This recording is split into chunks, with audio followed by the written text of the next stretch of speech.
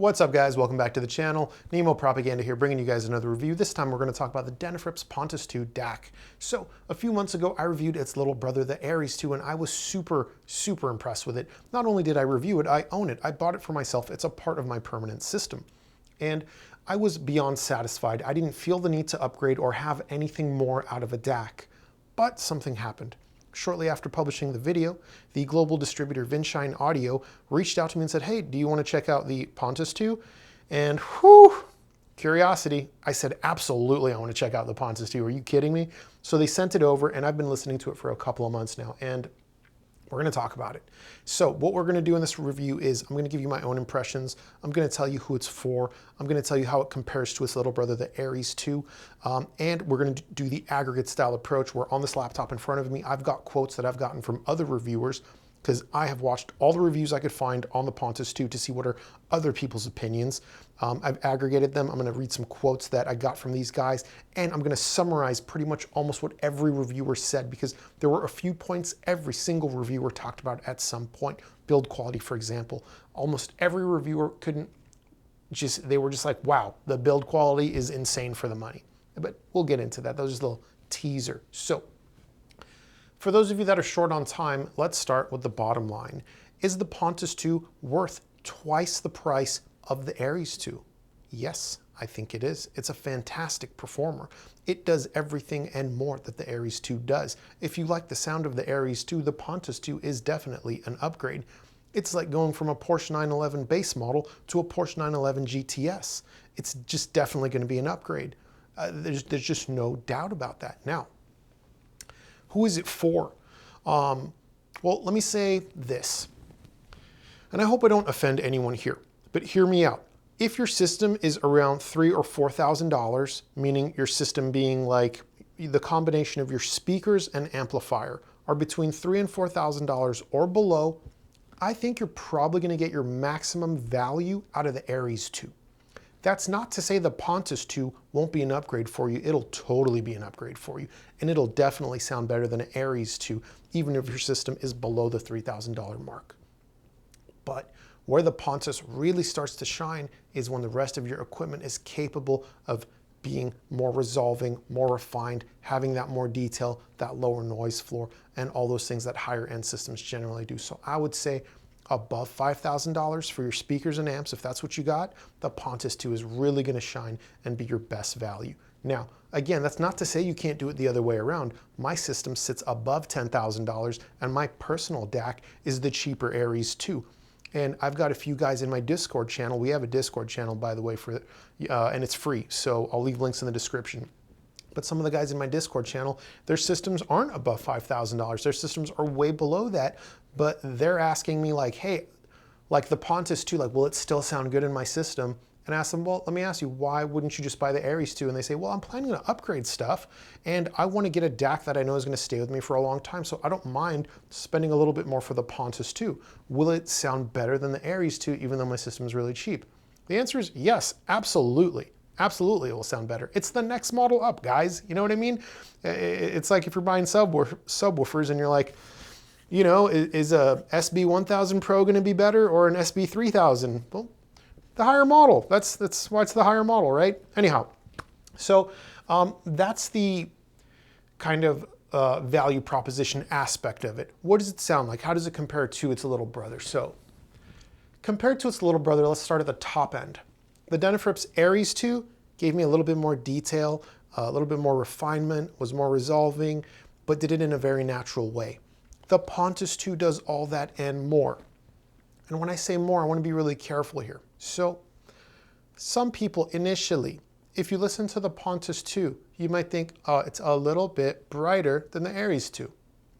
And I suppose that's one way of saying it, but I don't believe that's actually the right way to say it because what it's doing, it's giving me more treble information.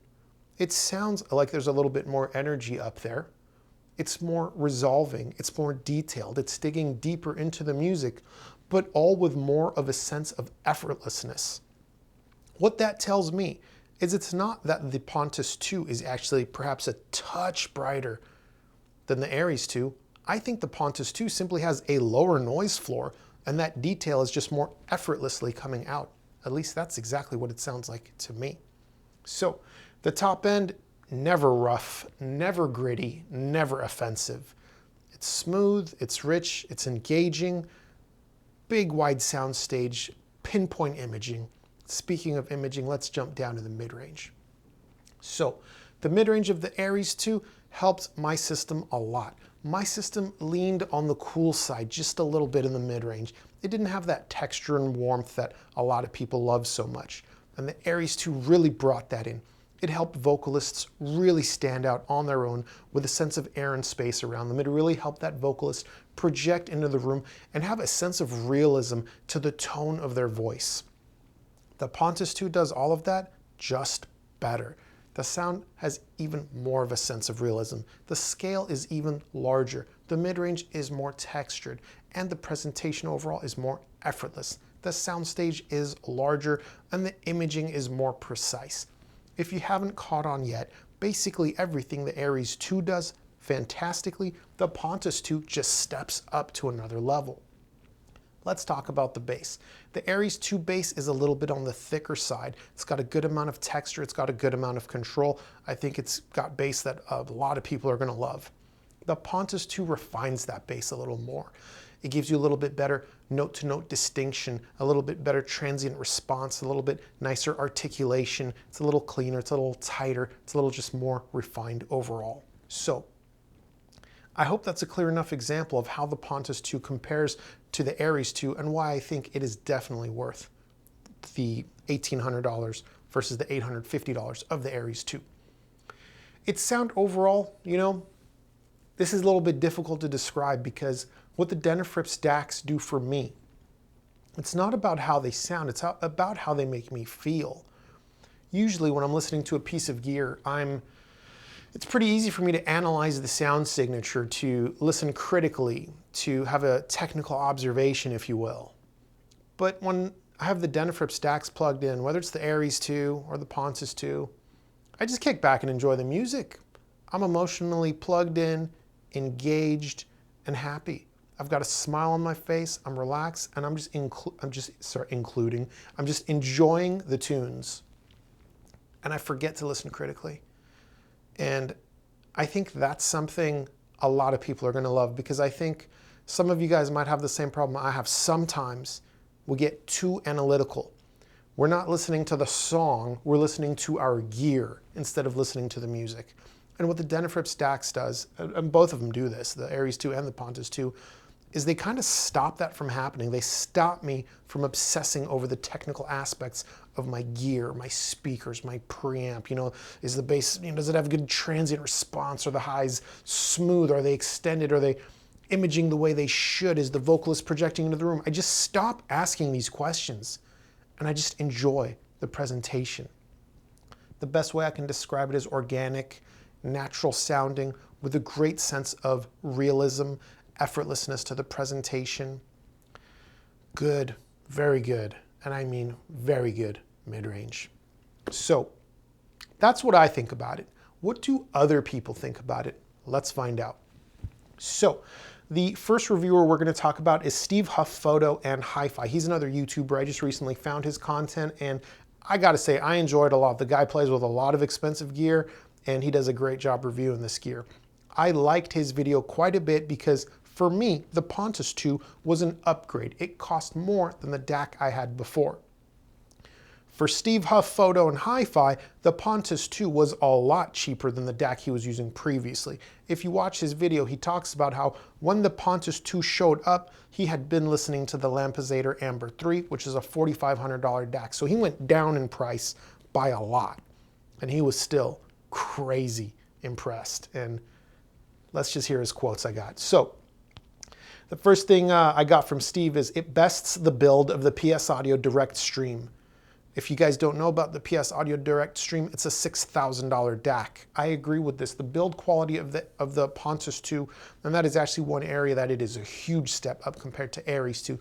Ares2 is made out of sheet metal. It's the most common chassis design you'll see. It's what most gear is made out of. Pontus II is like thick billet aluminum chassis. You usually find this kind of chassis on products well above the $6,000 price point, and sometimes not. So the build quality, it really is to die for. Next, Steve Huff Photo and Hi-Fi said, it was the smoothest, most fluid, most beautiful sounding DAC I've heard. And just for context, when he says that, he is talking about the $1,800 Pontus II compared to the $4,500 Lampizator Amber 3. So quite the compliment. I haven't heard the $4,500 Amber 3, so I can't comment on that, but I have no reason not to believe this guy. He's heard a lot of expensive DACs. Next, I got from Steve Huff Photo and Hi-Fi. If you're looking to spend up to $5,000 for a DAC, be sure you do not count out the Pontus II from Denafrips. Again, that's a hell of a compliment. This guy's got DACs above $5,000 and he's like, yeah, don't count this out, even if you're shopping around 5K. And here's the interesting thing there. You know what, hold on, let me read his next quote and then I'll say the interesting thing. So his next quote is, this is the best DAC I've heard in my life, and that's why it's staying in my system.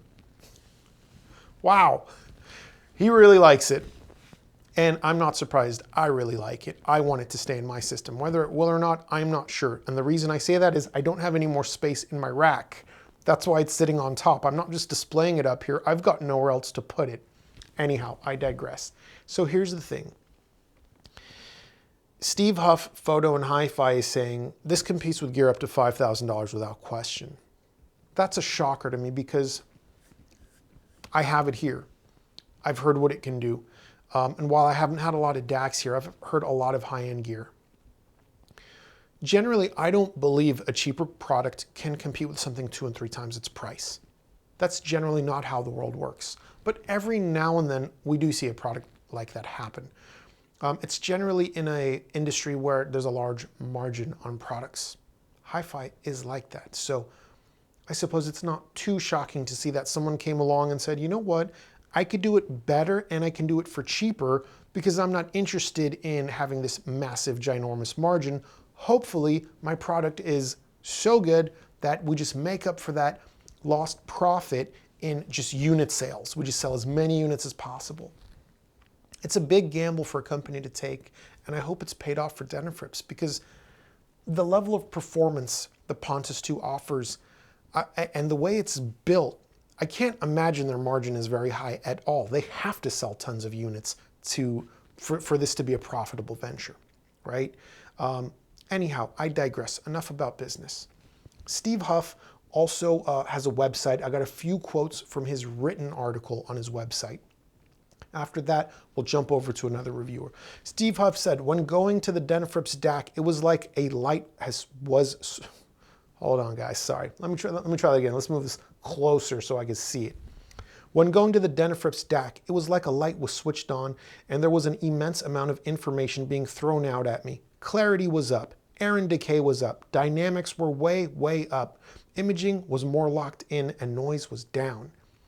And again, just to give you guys some context, this was him comparing it to the $4,500 Lampizator Amber 3. So not only did this guy go down by more than half in price from the previous DAC he was listening to, he's like blown away. He's like super blown away by this. So, again, that just reinforces my point. Is it worth its asking price? Yeah, absolutely it's worth its asking price. Next, he said the Pontus II has a 3-dimensionality that was as impressive to say the least. The air and detail was on a new level from what I have heard prior. With all of this, there was a nice level of musicality. I strongly agree with that. And again, that's, as I said earlier, it seems like that's what the Denafrips DACs do. They just bring this natural, organic presentation that has the listener just kind of engaged and captivated by the experience in a way that makes you stop analyzing and start enjoying. And for us audiophiles that are like, let's be honest, some of us will get a little too uptight sometimes. We obsess over the sound of our system a little too much sometimes. I'm sure sometimes you guys have had this experience where you're like, man, yesterday my system sounded great. Today it just doesn't sound right. But nothing's changed. What does that mean? It's all in your head. We get so uptight. Our own system that we love so much sometimes cannot sound its best. Part of this hobby is psychological, believe it or not. I do believe that. Anyhow, back to the Pontus II, which is definitely not psychological. It's real, and it's right here in all its glory. Where did I leave off? Steve Huff also said, the soundstage was as wide and tall as I have experienced in DACs up to $5,000. Good to know. Good to know, Steve. Next, if it were $5,000, I would give it a positive review and say it was priced right. I could see that. I could see that. It really is quite the performer. Next, Steve Huff, and this is the last quote I got from him. This can be an endgame DAC for many out there, no matter the cost of your system. And that's kind of something I touched on in the beginning, and I do believe that. Whether your system is on the cheaper side or on the more expensive side, I think the Pontus II would be a huge upgrade. If your system is on the cheaper side, great, no problem. As you upgrade, the Pontus II can definitely stay with you for many years to come. However, I do want to stress this point. If your system is below that $3,000 to $4,000 mark I talked about, and you're just absolutely never going to upgrade, I would say consider being more financially reasonable and getting the Ares2, because the Ares2 is very, very good. Anyhow, let's hop over to Vinshine Audio's own video where they kind of just went over some of the features of the Pontus II. In this video, I thought it was pretty cool. Alvin said just, because this unit doesn't ship with a power cord, he was like, use a studio grade power cord. Inexpensive ones like Gotham, Mogami, Belden, or Canare are just fine. That was kind of cool to know. I think sometimes users get a little bit confused. They're not sure, do cables matter? Do I need a cheap one? Do I need an expensive one? Like, what should I do? And sometimes it can be overwhelming and annoying. So it's really nice to just get some clear direction. And it seems like a common sense, logical advice. I looked up a few of the power cables that Alvin was recommending. The Gotham one I found as low as $84. He's not recommending crazy expensive esoteric stuff, just decent studio grade power cords. The same ones they'll use in a recording studio, which again are brands like Gotham, Mogami, Belden, Canare, and stuff like that. Anyhow, one thing. If you were hoping for more of a technical explanation of the inputs, the outputs, the ladder DACs, the huge power supply this thing uses, I don't cover that kind of stuff. But Hans Beekhuizen is another YouTuber who does cover that kind of stuff. He has not covered the Pontus II. He has covered the Ares2, however, and the Pontus I. So feel free to check out his channel and those videos if you want to see the internal circuitry and hear him talk about stuff like I2S and the ladders and the resistors and how they all work and stuff. That's not me. I'm not the deep tech dive guy. Let's hop over to Tarun, a British audiophile. What did he have to say about the Pontus II? He said, the Pontus II will take your musical satisfaction to another level. Tarun, I agree with you. He also said, the bass is so clearly defined, you can hear each note with no strain at all. Absolutely, I agree. One of the great things the Denafrips Pontus II brings to the table is that sense of ease and effortlessness. That sense of ease and effortlessness to the overall presentation, while still providing a very large and real sense of scale. Next, British audiophile said the background is so quiet that the decay structures have more space and time to reveal themselves. I don't agree nor disagree here because I don't listen that way. I don't pay a whole lot of attention to decay structures, if I'm being completely honest. It's just not something I'm very sensitive to. And a note on that, we don't all listen the same way. We're not all sensitive to the same things. Some people might be very sensitive to sibilance. Some people might be very sensitive to the speed of bass. Some people might be very sensitive to mid-range tone and texture.